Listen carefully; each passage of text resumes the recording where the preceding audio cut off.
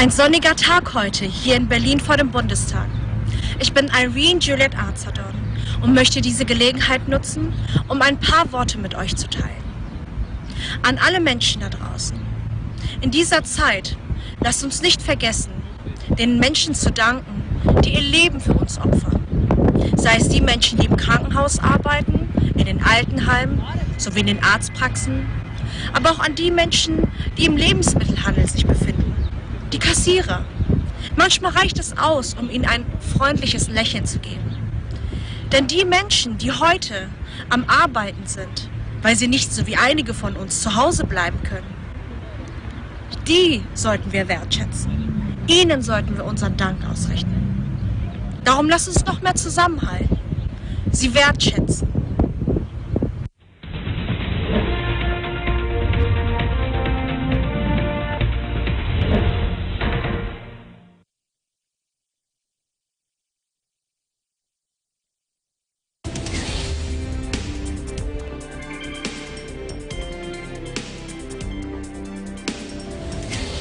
Hello, I'm Alma Angeles. We're moving to the next stage of the pandemic, and as the world resets to the new normal, we find ourselves seeking the right balance between health and livelihood, constantly adjusting the boundaries between liberty and responsibility.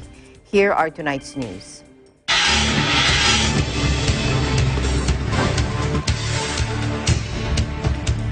Police fired tear gas outside the White House as anti-racism protesters again took to the streets to voice their fury at police brutality, with other major U.S. cities put under curfew to suppress rioting. Take a look. With the Trump administration branding instigators of 6 nights of rioting as domestic terrorists, there were more confrontations between protesters and police and fresh outbreaks of looting.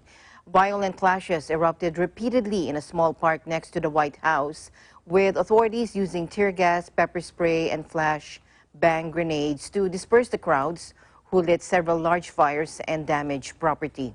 The shocking death last Monday of an unarmed black man, George Floyd, at the hands of police in Minneapolis ignited a nationwide wave of outrage over law enforcement's repeated use of lethal force against unarmed African Americans.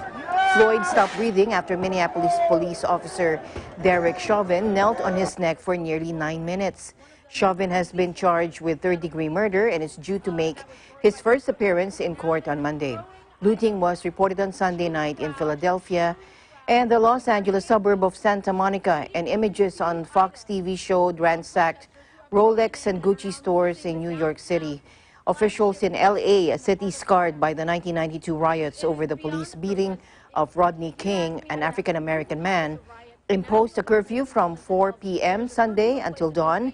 Late Sunday, as many were being arrested for curfew violations in Minneapolis, authorities moved Chauvin to another location from the Hennepin County Jail for his own safety. That is according to Minnesota's Corrections Commissioner. 3 other officers with him at the arrest have been fired, but for now face no charges. Governor Tim Walz has mobilized all of Minnesota's National Guard troops, the state guard's biggest mobilization ever, to help restore order, and extended a curfew for a third night Sunday. The Department of Defense said that around 5,000 National Guard troops had been mobilized in 15 states, as well as the capital, Washington, with another 2,000 on standby. Meanwhile, U.S. President Donald Trump denounced the overnight riots in the city of Minneapolis as the work of looters and anarchists, as protesters across the country rallied against the death of African-American George Floyd in the hands of police. Let's listen in.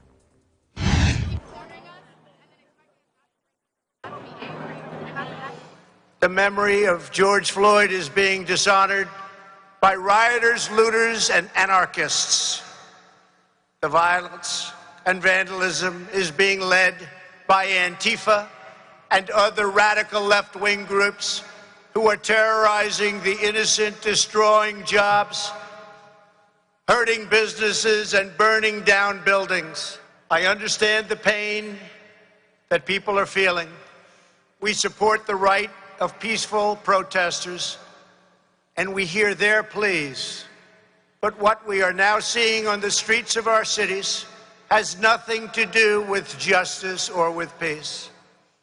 No one is more upset than fellow law enforcement officers by the small handful who fail to abide by their oath to serve and protect. My administration will stop mob violence, and we'll stop it cold. Radical left criminals, thugs, and others, all throughout our country and throughout the world, will not be allowed to set communities ablaze. We won't let it happen. It harms those who have the least. This woman kneeling down in front of police officers in Brooklyn as anti-racism demonstrators continue taking to the streets to voice their fury against police brutality. Now, as you heard, the president has said that members of the loosely defined far-left group, the Antifa, short for anti-fascists, have led clashes with police and looting in cities across the U.S. Earlier, Minnesota Governor Tim Walz said intelligence pointed to groups of anarchists, rival narcotic gangs, and white supremacists deliberately fomenting violence and chaos, many of them from outside the city. President Donald Trump said Sunday that the United States would be classifying the loose-knit Antifa movement as a terrorist group after blaming it for some of the recent spasm of violence in U.S. cities. Antifa, the name is a contraction for anti-fascist, is a secretive grouping of radical activists that has emerged in recent years, in part in opposition to racist demonstrations in Charlottesville, Virginia in 2017. It's not known to have official leaders. Its members, often dressed entirely in black, protest against racism, far-right values, and what they consider fascism, and say violent tactics are sometimes justified as self-defense. Now, in the wake of the unrest, New York Governor Cuomo condemned the violence and said that violence dishonors Mr. Floyd's death. Take a look. People are outraged, and I understand that. I'm outraged. It's not just George Floyd's killing, although that's enough to outrage a nation. It's George Floyd, it's Ahmaud Arbery, it's Breonna Taylor, all just in the past 3 months. It's 30 years of Rodney King and Amadou Diallo and Sean Bell and Abner Louima, and the same case in states all across this nation, where only the name changes but the color stays the same. Now, at the same time, it is equally true that violence never works. How many protests have we had? How many nights have we gone through like last night? How many times have we burned down our own businesses, our own neighborhoods, and our own communities? Burning down your own house never works and never makes sense. Burning down your own struggling businesses, people who are trying to bring back the community, never makes sense. It dishonors Mr. Floyd's death. Mr. Floyd was not violent. Mr. Floyd was compliant. Mr. Floyd wasn't even charged or accused of a violent crime. There was no violence. That's what makes the killing more outrageous. Most Americans are good, fair-minded, decent, kind, loving individuals. We need to mobilize the best in our people rather than allowing the worst. But don't lose the passion. Don't lose the outrage. Be frustrated. But be smart and be directed and be constructive and destructive. Help your community. Don't hurt your community. Be a laser and focus on real positive change. That's how this moment becomes a different moment in the history books.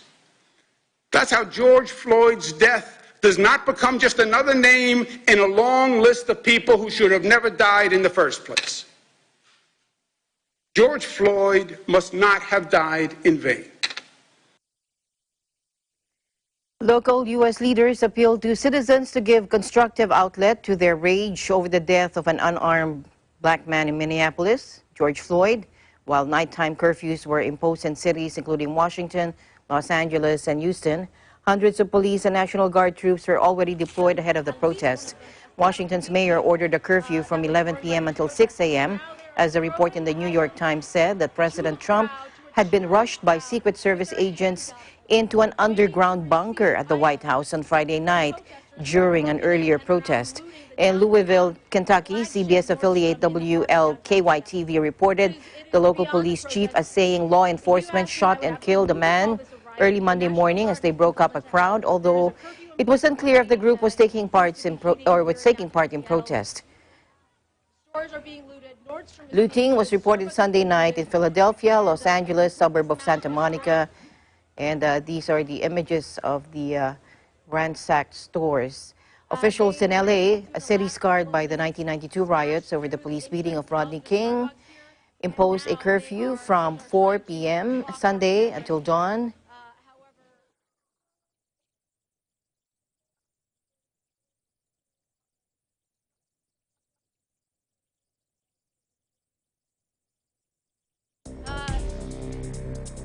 Meanwhile, the death of George Floyd has also triggered protests beyond the U.S., with hundreds rallying outside the U.S. Embassy in London in solidarity. Take a look.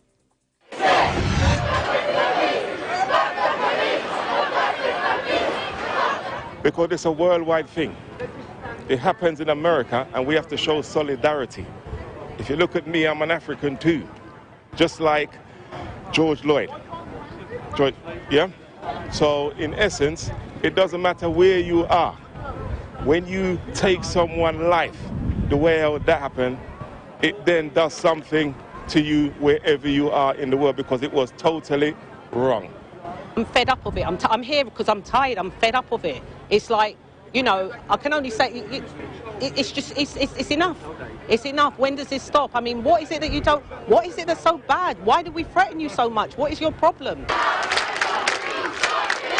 Hundreds of Londoners defied the coronavirus restrictions and rallied outside the U.S. Embassy in solidarity with protests raging across the U.S. over the death of George Floyd during an arrest. The London protesters chanted "No justice, no peace, and enough is enough" as they marched towards the U.S. Embassy compound on the southern bank of the Thames River.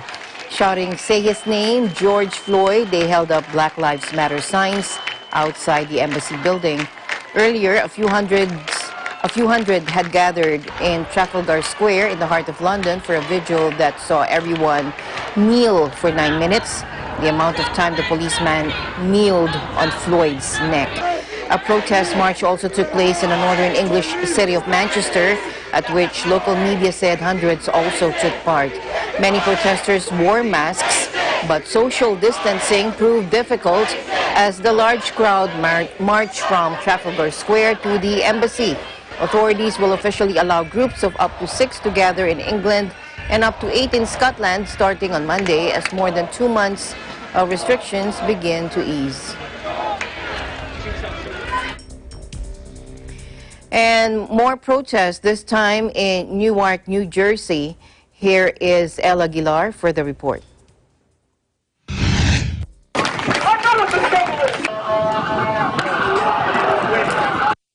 Compared to reported out-of-control protest actions seen and heard from different states in the U.S., here in the biggest city in New Jersey, members of different human rights groups staged a peaceful rally in Newark to air their sentiments and rage following the death of a black man in the hands of a white police officer in Minneapolis, Minnesota.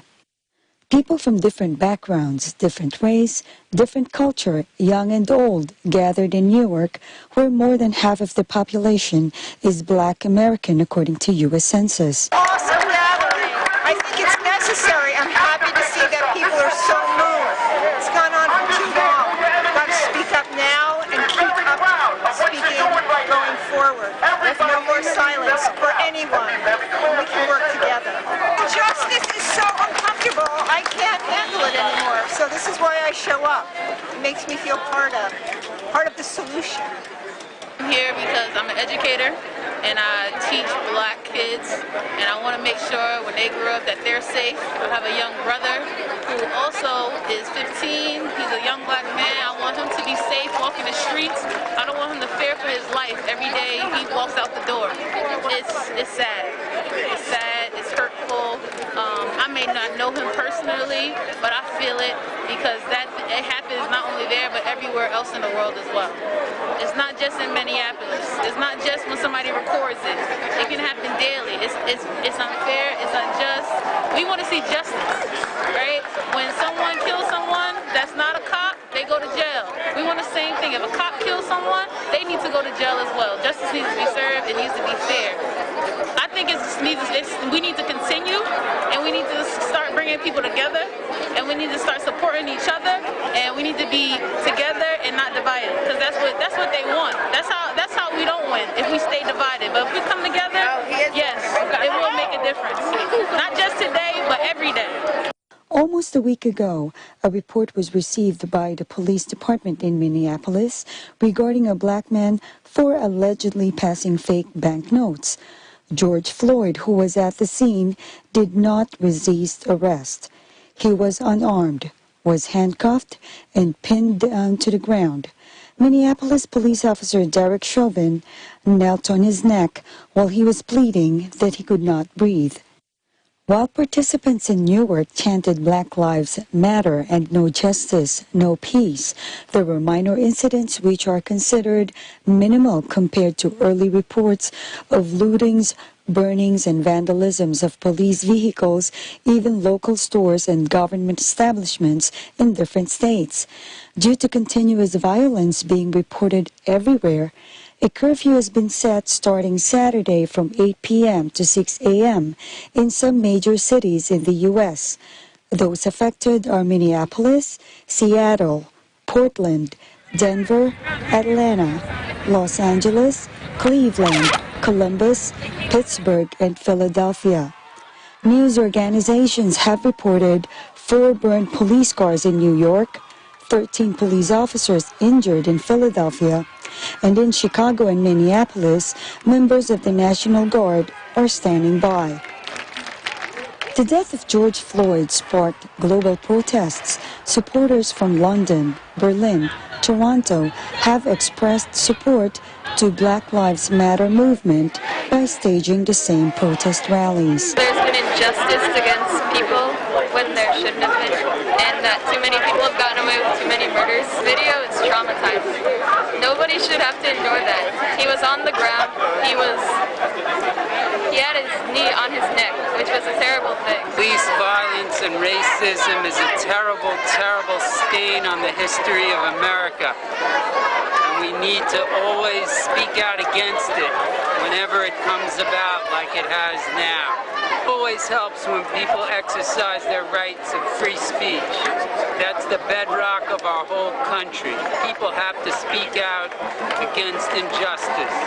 I'm not sure what I want to say to the authorities, to be honest, because I know a lot of them are good people, but the bad ones have to be rooted out, and the systemic problems in policing have to be addressed. Meanwhile, some law enforcement officials are calling protesters to stop the violence and vandalism, that they have supporters, but they cannot be acting irrational and destructive. They need to get their act together and express their support peacefully to avoid more conflict. And here locally at home, I'm seeing the images, everyone's seeing the images on TV of the Fairfax district. We're working shoulder to shoulder with the Los Angeles Police Department. We're providing support for their efforts, and we're working across the county in different areas that have seen these protests. And it's a simple message and a simple rule. Everyone enjoys that First Amendment right to protest the actions of government, no matter where they occur and throughout our entire great nation. But we have to do it in a manner that's peaceful, that it respects everyone else's First Amendment rights, everyone else's rights to property, to be free from harm or injury. So if you're going to protest, we're here to support you. Do so peacefully in a way that you're not going to be in jeopardy and the way you're not going to harm other people. And for those that came here just for the thrill of creating problems, of vandalizing, it's not going to work. And Everyone here is in Angelina, our county residents, recognize that there's people within your ranks that are protesting. They're not there to protest for a legitimate cause like the tragic death of George Floyd. They're there to create anarchy, and we're not going to support that. And I need civic leaders throughout Los Angeles County to stand up and denounce them. Let's focus on the point at hand, which is to remember George Floyd, remember who he is, what he represents, hold people accountable for his tragic death, and then that way we can move together, we can heal, not as a community, but as an entire nation. Reporting from New Jersey, Carol Aguilar. We live in interesting times. Meanwhile, Las Vegas also joined the other U.S. cities in protest following the death of George Floyd. Anna Cui is at the scene. We are on day 3 of demonstrations here in Las Vegas, Nevada over the death of George Floyd. We are at the corner here of Mandalay Bay and Las Vegas Boulevard, where people are gathered. What it looks like right now is a peaceful protest with a lot of police officers standing by.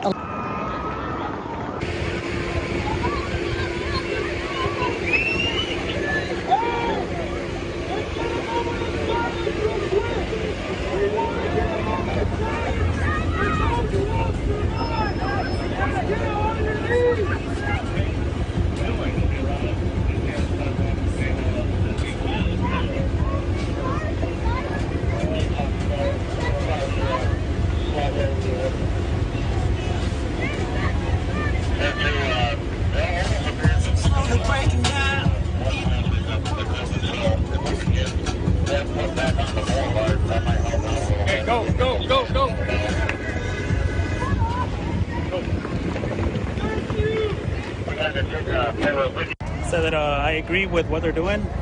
As far as like looting and destroying property, I don't agree with that. And according to a press release from the Las Vegas Metro Police Department, there were about 2,000 people who protested last night at downtown Las Vegas. And it started out as a peaceful demonstration. However, towards the end of the night, some protesters started breaking store windows and breaking cars, and one business was reported to have been looted. Because of this unrest, the 300 police officers that were deployed throughout downtown Las Vegas ended up deploying tear gas and arrested 103 people. We will continue to give you an update of the development of this story. In Las Vegas, Anna Cui, Eagle News. We live in interesting times. Meanwhile, a National Guard officer in Minneapolis had asked protesters to stay peaceful. He even shook the hands of protesters and kneeled with them, saying, "Change can start tonight." Take a look. You yourself, what will you do for change? You yourself. Change can start tonight. Change can talk about taking your gloves off, man, and shaking a hand. Thank you. Right? Elbow! Use this as a talking Coronavirus, elbow! Use a talking stick. Look, hey, what we're asking for is a peaceful evening. All right? No violence. I got your word. No violence. No violence! No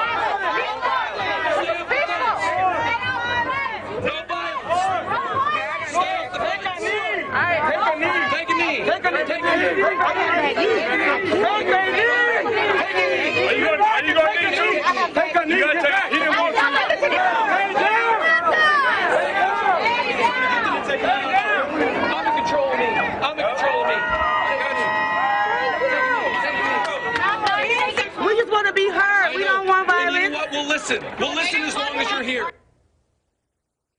Meanwhile, some police officers also joined the protesters and joined the Solidarity Against Violence rally. Hundreds gathered on the Pacific Avenue in Santa Cruz. As you can see, taking a knee together in memory of George Floyd, bringing attention to the police violence against black people. In Camden, New Jersey, protesters took to the streets to peacefully protest the racial injustice, with some police officers holding banners.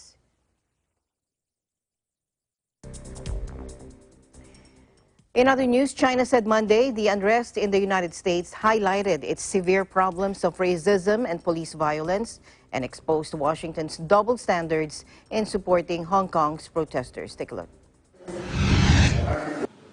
美国少数族裔遭受种族歧视，是美国社会痼疾。当前事态再次反映了美国国内种族歧视、警察暴力执法等问题的严重性和解决有关问题的紧迫性。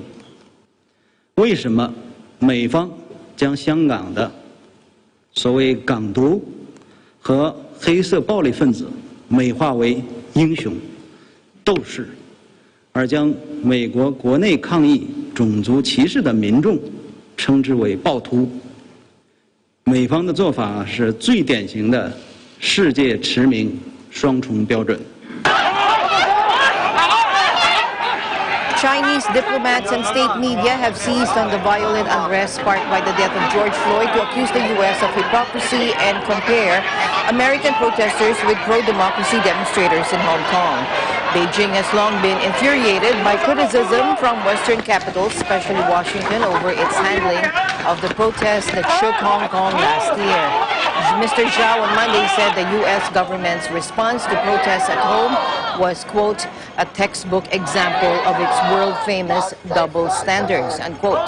China has insisted that foreign forces are to blame for the turmoil in Hong Kong, where democracy protesters, described by Beijing as rioters, have marched in the millions since June last year and often clashed with the police.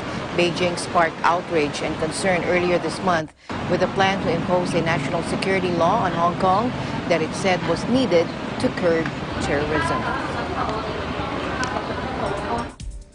Meanwhile, Beijing warned Washington on Monday of retaliation after President Trump announced restrictions on Chinese students in the U.S. in protest against a new national security law in Hong Kong. Take a look. 美方领导人对中方的种种指责，完全罔顾事实，所宣布的措施严重干涉中国内政，破坏中美关系，必将损人害己。中方对此坚决反对。美方任何损害中方利益的言行，都将遭到中方坚决回击。 The two sides have clashed repeatedly on different topics, and on Friday, President Trump said he would restrict Chinese graduate students and start reversing the special status enjoyed by semi-autonomous Hong Kong in customs and other areas. Beijing reacted angrily to the move, saying it was detrimental to both sides. Foreign Ministry spokesman Zhao Lijian said that Washington's measures seriously interfere in China's internal affairs and undermine U.S.-China relations. China's rubber-stamp parliament on Thursday approved the plans for the law, which would punish secession, subversion of state power, terrorism, and acts that endanger national security, as well as allow Chinese security agencies to operate openly in Hong Kong. Now, the move followed 7 months of huge and sometimes violent pro-democracy protests in Hong Kong last year. It was condemned by pro-democracy activists and Western nations as another attempt to chip away at the city's freedoms. Hong Kong police on Monday banned an upcoming vigil marking the Tiananmen crackdown anniversary, citing the coronavirus pandemic. The first time the gathering has been halted in 3 decades. The candlelight June 4 vigil usually attracts huge crowds and is the only place on Chinese soil where such a major commemoration of the anniversary is still allowed. Eagle News will be right back.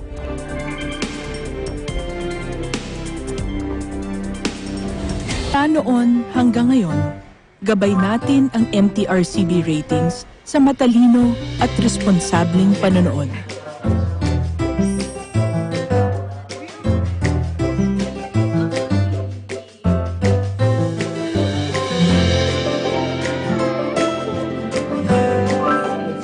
Sa tamang pagsunod sa MTRCB ratings, ginagawa nating ligtas at makabuluhan ang panonood ng bawat miyembro ng pamilyang Pilipino. Lumipas man ang panahon, hanggang may pamilyang Pilipino, andyan ang MTRCB.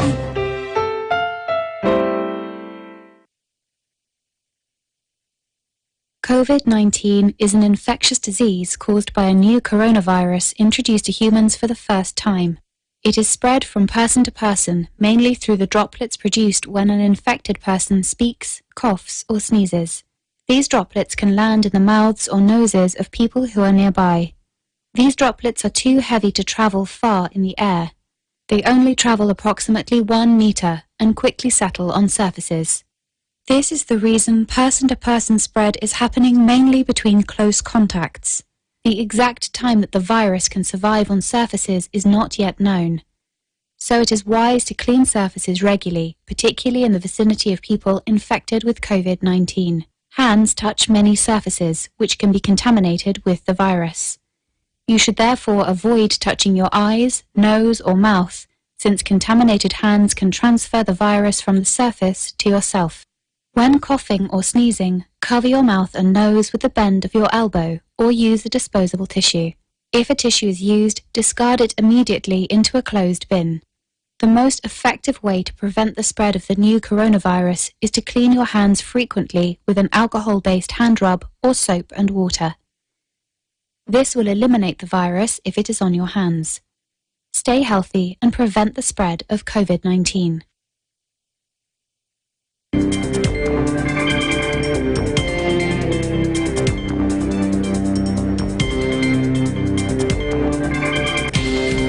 And we're still following the coronavirus situation around the world. In Scotland, it has began the initial easing of virus lockdown there. Caroline Kennedy joins us live. Hello, Caroline. Hi, Alma. Thanks for having me. How are you today? I'm good. Thank you for asking. How are you? How are you doing? I'm good. I'm enjoying the warm weather here so far. But yeah, it's been really good so far. Mm-hmm. And with the easing of the lockdown, yes. Yeah, so the update in Scotland from now, as of Friday, Scotland entered the first phase of the government's 4-phase route move for restarting society whilst attempting to suppress the virus. The lockdown was introduced on March 23rd, and Scotland did not make any major changes within the restrictions when they were introduced in England earlier last month. Our Scottish First Minister Nicola Sturgeon has said that careful changes were focused on mainly on outdoor activity because the risk of the virus was spreading is lower outside. The new rules mean that people from 2 households are able to meet outside as long as they keep the social distancing to 2 meters apart. Groups of no more than 8 should meet at a time, and you should not go into anyone's house. At her daily meeting briefing, the First Minister, Nicola Sturgeon, called for caution as the new rules take effect. And she also stressed that people should still stay at home as much as possible. But according to the BBC News, the First Minister said on Sky's Sophie Ridge during the Sunday show, the Scottish Government was committed to taking a cautious approach because it was clear that the coronavirus had not gone away. She said people's quality of life is much more important as restarting the economy in the wake of the pandemic, and she was trying to strike a balance between the two after 9 weeks of lockdown. As the virus can still get out of hand, there is a limit on the restrictions that could be lifted as of now. So it would be wrong to use all of the flexibility that we have to just get the economy moving again. The First Minister also said that there should be a clear distinction between the politicians making the decisions and scientists advising. Back to you, Alma. Mm-hmm. So you mentioned that Scotland is in its first phase of the route map for easing restrictions. Can you tell me more? Can you go through the phases? Yeah, so according to the BBC, there are 4 phases that the Scottish Government have identified to relax the lockdown measures. So right now we're in phase 1, which means that the virus has not yet been contained, but cases are falling, and we now know Scotland is on this base. So on phase 2, this means that the virus is controlled, so you can meet in larger groups outdoors and meet in other households inside. Construction workers, factories, warehouses, laboratories, and small shops are able to reopen, and you can also play in the playgrounds and sport courts, and professional sports can also be resumed. Phase 3 means that the virus is suppressed, so you can meet people from more than one household, indoors and outdoors. Non-essential offices are able to open along with the gyms, museums, libraries, cinemas, larger shops, pubs, restaurants, hairdressers, and dentists. So live events could be in place with restricted numbers and physical distancing restrictions, and the schools should be able to reopen on August 11th. Phase 4 means that the virus is no longer a sufficient threat, so meaning that universities and college campuses are able to reopen to its full extent, with mass gatherings also being allowed. All workplaces and public transport are at full capacity. Back to you, Alma. So with the slow and steady approach taken by the Scottish government, can you tell us what else can you do now in Scotland? Sure. So people will be able to engage in some non-contact sports, including tennis, golf, fishing, and bowling outdoors. And recycling centres are also able to open as of today here in Scotland. Travelling locally to recreation and sunbathing in parks and open areas are now being allowed, but the Scottish Government strongly advises that you should go no further than 5 miles or 8 kilometres. Most outdoor walks have been put on hold, can be started again, and garden centres are also able to reopen, and site preparation can begin in the construction industry. From Monday, teachers and other staff can return to the schools to prepare for reopening, although most pupils will not be able to return until August 11th. Over to you, Alma. All right. Thank you very much, Caroline, for your updates there in Scotland. And we'll look forward to getting more updates from Scotland. Thank you so much for your time. Thank you, Alma. I'm Caroline Kennedy from here in Scotland, and we live in interesting times. Over in Thailand, some beaches have already reopened as cases of the coronavirus start to go down. Joining us live from Pattaya is Esther Odanga. Hello, Esther. Hello, good evening, Alma, and to all our viewers all around the world. So here's the latest update in Pattaya, Thailand. People returned to some Thailand-famed sandy beaches Monday, keep well apart but enjoying the outdoors as authorities ease some coronavirus restrictions for the first time in more than 2 months. In Pattaya, visitors marveled at the clarity of the turquoise blue waters of the Gulf of Thailand as pensioners eager to exercise promenaded along the beach. Social distancing rules still applied, with local authorities ordering beachgoers to stay at least a meter or 3 feet apart. German expatriate Heidi Gelmu, one of the first people who took an early morning dip in the water, said she stopped at the sight of empty open beach on her way to the bank. I couldn't resist the temptation, she told AFP. It becomes a paradise just like it was 30 years ago. Not all beaches were closed during the lockdown and not all reopened on Monday. Phuket in the south is still off limits while Sleepy Wahid remained open throughout. Thailand has been under various lockdown restrictions since mid-March, when authorities declared a state of emergency against the coronavirus, shattering malls, leisure centers, and public spaces, including its famed beaches. Despite recording the first case of the virus outside epicenter China as early as January, official records show the kingdom escaped the worst of disease relatively lightly, recording just over 3,000 infections and 57 deaths. Some experts say, however, a lack of testing may mask through it all. Regardless, the exodus of foreigners and a ban on new arrivals hit economy hard, particularly as the country is so reliant on the tourist dollars in resorts such as Pattaya.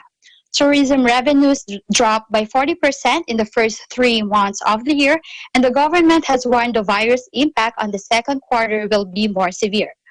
A major tourist destination with an infamous nightlife and red light district, Pattaya has turned into a virtual ghost town. Bars and clubs remain shuttered, however, and it is not clear when normal activity will resume. Back to you, Alma. All right, thank you very much, Esther. Are you hitting the beach anytime soon? Yes, I think so. Oh. Of course, following the new normal. Okay. Thank you so much. Thank you for joining us and thank you for your time, Esther. Okay, reporting live from Pattaya, Thailand, this is Esther Adana. We live in interesting times. And over in Japan, the country has started its phase 2 of its plan to reopen the economy. Joining us live from Japan is Dennis Liu. Hello, Dennis. Hello, Alma. Good evening to you and to all our televiewers all over the world. Here are my updates, Alma. Today, phase 2 has been implemented by Japan in its coronavirus recovery roadmap.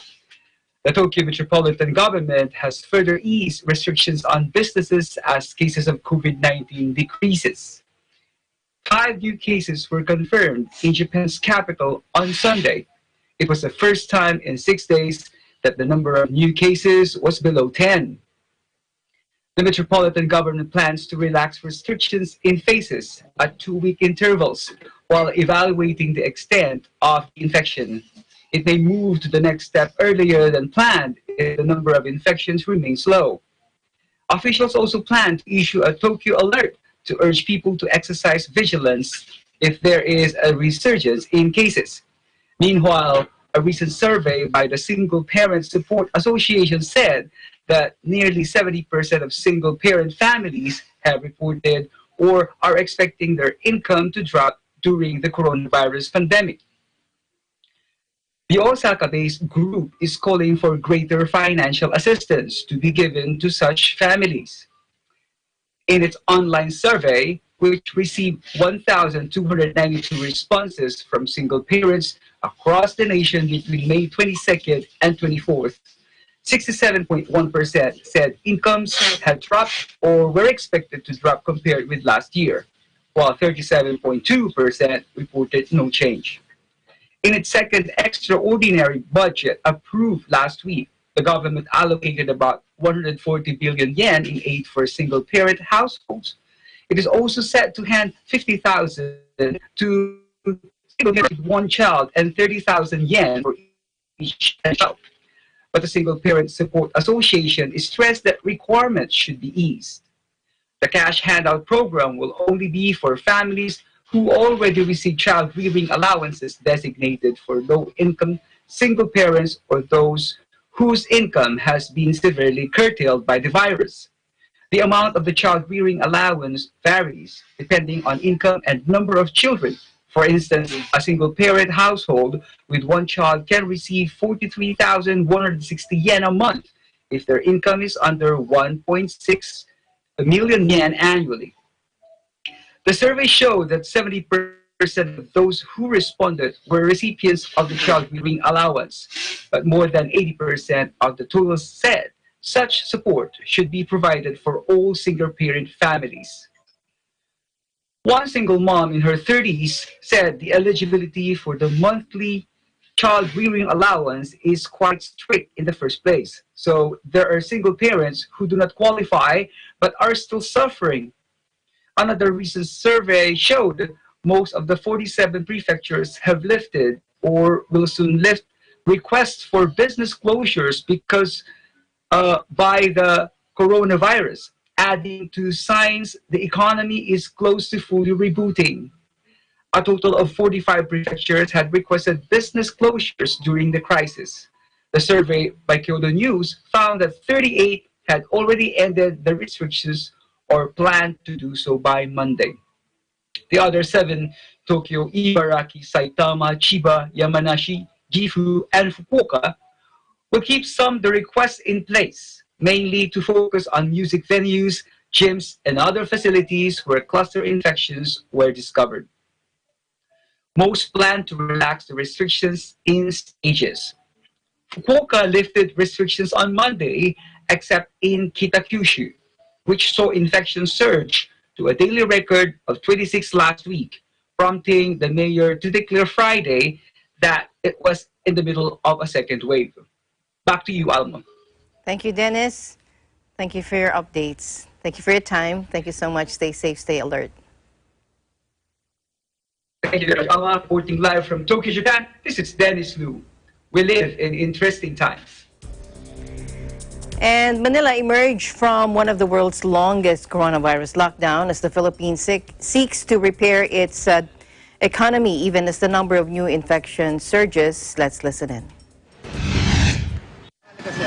Ay, pinakamahalaga po, lalong-lalo na po sa pamilya ko, kailangan mabuhay lang. So, kapag trabaho ng maayos at magampanan ko yung tungkulin ko sa pamilya ko. Ngayon sir, kaya nag-LRT na ako kasi mas safe po ito eh.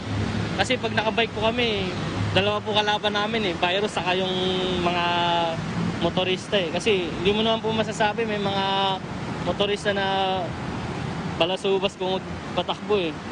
Kaya prone po kami sa accident. Streets in the capital were choked with traffic and limited public transport resumed as commuters flooded back to work in the city of 12 million after nearly 3 months of strict home quarantine. Most businesses have been allowed to reopen in the city, but schools, bars, dine-in restaurants all remain shut or closed. Schools, bars, dine-in restaurants, and barber shops will all remain closed. The Philippines has so far reported 18,638 cases, 960 deaths, but experts fear limited testing means the true figures are likely much higher. There has been a roughly 30% jump in new cases in the past week, which health officials said was mainly due to efforts to clear backlogs from laboratories as they boost testing. While public trains and buses resume operations Monday, the country's popular jeepney mini buses have been ordered to stay off the road because of their cramped seating. Normally packed train carriages had plastic sheets covering some seats and markers on the floor to ensure passengers kept their distance from each other. Quarantine measures to contain the virus vary across the Philippines, but the strictest and the longest lockdown has been in Manila, the center of the country's outbreak. It shut down in mid-March. At about the same time, hard-hit France and Spain issued their stay-at-home orders. While those countries have steadily loosened the restrictions in recent weeks, Manila only started allowing outdoor exercise 2 weeks ago. And even now, children and the elderly have to stay home unless they are out getting essentials or headed to work. Meanwhile, Britain partially reopened schools on Monday and allowed the most vulnerable to venture outdoors despite warnings that the world's second worst hit country is moving too quickly out of its lockdown. Take a look. In England on Monday. First, as I set out on Sunday, we will now reopen schools to more children. We will also start to reopen shops as we restart our economy. We'll begin on Monday with outdoor retail and car showrooms where social distancing is generally easier. And a fortnight later, on the 15th of June, we intend to reopen other non-essential retail. At the moment, as you know, people can meet in parks, but not in private gardens. This was a cautious first step, but we know that there is no difference in the health risk. So, we will now allow people to meet in gardens and other private outdoor spaces. A death toll that now officially stands at 38,489 has piled political pressure on Prime Minister Boris Johnson, who was elected in December with a big majority.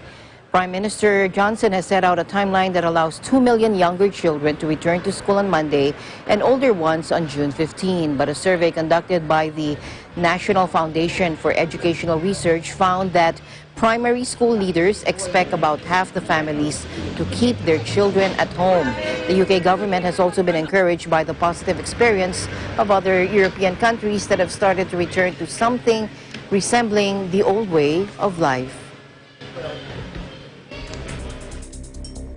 And finally, in our news, NASA astronauts entered the International Space Station after a landmark 19-hour journey on the first crewed U.S. spacecraft in nearly a decade, a triumph for SpaceX and private enterprise. Take a look. We have Bob Behnken from SpaceX Demo 2 mission entering the International Space Station.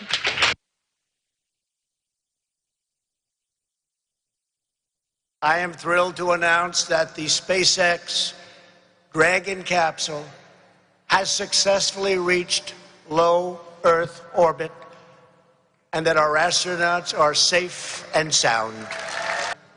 Today's launch makes clear the commercial space industry is the future. The modern world was built by risk takers and renegades, fierce competitors, skilled craftsmen, captains of industry who pursued opportunities no one else saw and envisioned what no one else could ever think of seeing. And this has gone as well as we could have expected it to go. So I just want to say a big congratulations to NASA, big congratulations to SpaceX, and we're going to continue to work day in and day out until Bob and Doug are home safely. What an incredible 24 hours for human space flight. You don't have to be just American if you're just a fan of human space flight and exploring and going beyond the levels of what we understand to discover. You can't help but be excited about what's happened the last 24 hours. I think, you know, our country is going through some real challenges right now. And that's true when you look at the unrest and when you look at the coronavirus pandemic, times are really tough. But we've been through tough times before, and even in those tough times, the United States of America has an amazing ability to accomplish astonishingly impressive achievements. And that's what this was. And I will say that I think, you know, there was a moment of time yesterday when these two astronauts launched, when everybody paused and we thought about what the future could be and how much brighter it could be than it is right now at this moment. And NASA has a history of doing these astonishing things in tough times. It requires leadership, and we've been able to achieve it.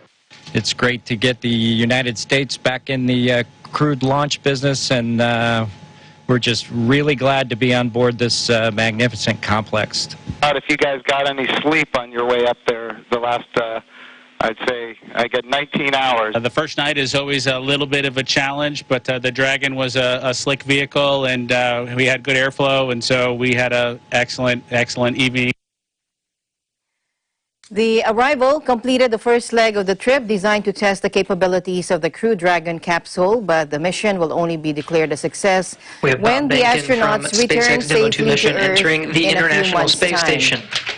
The spaceship's hatch opened at 1:02 p.m. Eastern Time as Bob Behnken and Doug Hurley carried out the final procedures before crossing the threshold about 20 minutes later. They were greeted by fellow American astronaut Chris Cassidy as well as Russia cosmonauts Anatoly Ivanishin and Ivan Wagner. The Crew Dragon mission is a defining moment for SpaceX, which Elon Musk founded in 2002 with the goal of producing a lower-cost alternative to human space flight. The U.S. Space Agency paid more than $3 billion for SpaceX to design, build, test, and operate its reusable Dragon capsule for 6 future space round trips. And NASA has had to pay Russia for its Soyuz rockets to take U.S. astronauts to space ever since the shuttle program ended. The U.S., meanwhile, hopes to revive human space exploration, which has not risen to the expectations of the early space era. The United States now plans to return to the moon in 2024 under the Artemis mission, establishing a launching pad to the Red Planet by 2030s.